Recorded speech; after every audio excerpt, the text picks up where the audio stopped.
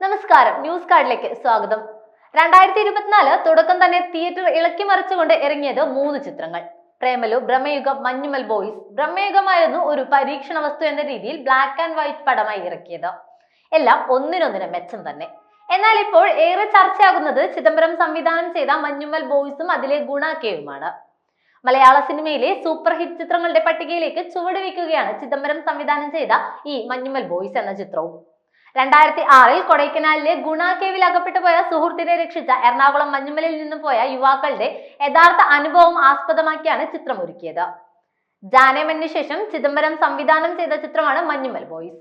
സൗബിൻ, ഷാഹിർ, ശ്രീനാഥ് ബാസി, Balu Varghese, Ganapathi, Khalid Rahman, Lal junior, Chandu Salim Kumar, Abhiram Radhakrishnan, Deepak Parambol, Vishnu Raghu, Arun Kurian എന്നിവരാണ് കേന്ദ്ര കഥാപാത്രങ്ങളെ അവതരിപ്പിച്ചത്.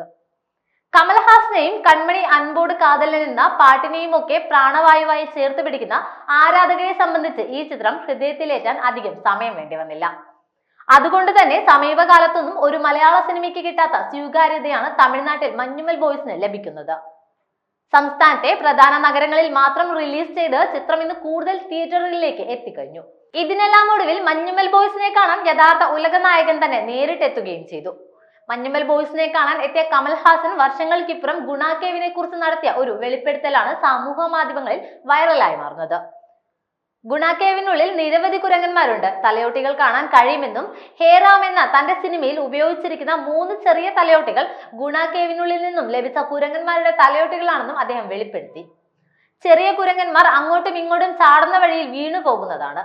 അവർക്ക് തിരിച്ചു കയറി വരാൻ കഴിയില്ല. അവർ അവിടെ തന്നെ കിടന്ന് മരിച്ചു പോകുമെന്നാണ് കമൽഹാസൻ പറഞ്ഞത്. ഫെബ്രുവരി 22 റിലീസ് ചെയ്ത ഈ ചിത്രം 7 ദിവസം കൊണ്ട് 50 കോടി നേടി എന്നതും ശ്രദ്ധേയമാണ്. മാത്രവുമല്ല, കാലങ്ങളായി മറ്റൊരു മലയാള സിനിമയും നേടാത്ത നേട്ടം കൈവരിക്കാൻ ഒരുങ്ങുകയാണ് മഞ്ഞുമൽ ബോയ്സ് എന്ന ഏറ്റവും പുതിയ സെൻസേഷൻ. നോർത്ത് അമേരിക്കയിലെ ഒരു $1 മില്യൺ ക്ലബ് കടക്കുന്ന ആദ്യ മോളിവുഡ് ചിത്രമെന്ന നിലയിൽ ഈ സർവൈവൽ ത്രില്ലർ ചരിത്രം രചിക്കും.